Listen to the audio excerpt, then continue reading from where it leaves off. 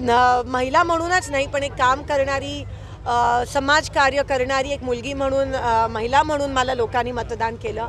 खूप आशा आहेत लोकांच्या आणि नक्कीच तो हा जो उपकार आहे तो 100% मी परत फेडायचा 100% प्रयत्न करीन।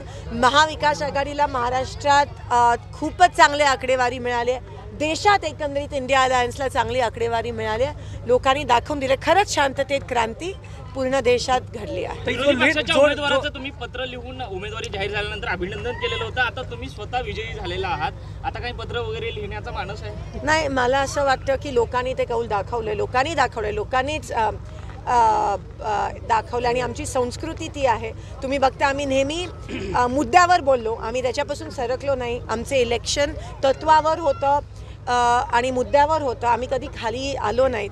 त्यांनी खूप प्रयत्न केले आपल्या सोलापूरला तोडायचे, पण सोलापूरकरांनी दाखवलं की हे शहर हा जिल्हा हा 4 हुतात्म्यांचा आहे आणि आम्हाला तुम्ही कधीही तोडायचा प्रयत्न करू नका।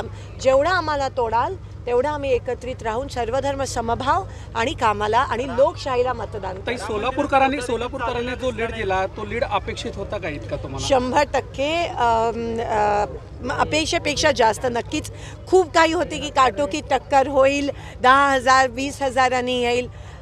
मला असं वाटतं विजय असतो आणि हे सगळं श्रेय आणि हा सगळा आशीर्वाद जो त्यांनी मतदानाच्या माध्यमातून दिलाय, मी मनापासून त्यांची ऋणी आहे। निवडणुकीच्या तोंडावर जो राम मंदिराचा मुद्दा उपस्थित केला गेलेला होता तो नाही चालला असं वाटतं?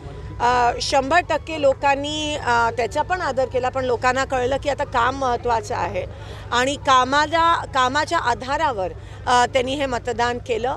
आणि काम करणाऱ्या लोकांना जे तोडायचा प्रयत्न करतात, जे फक्त धर्म जातपातवर लोकांना फोडायचा प्रयत्न करतात, त्यांचे अनेक नेते आले आणि त्यांनी आपल्या सोलापूरचं वातावरण बिघडवण्याचा प्रयत्न केला, पण लोक केवढी हुशार आहेत आणि लोकशाहीमध्ये किती अफाट ताकद असते हे लोकांनी दाखवले। काही राज्यामध्ये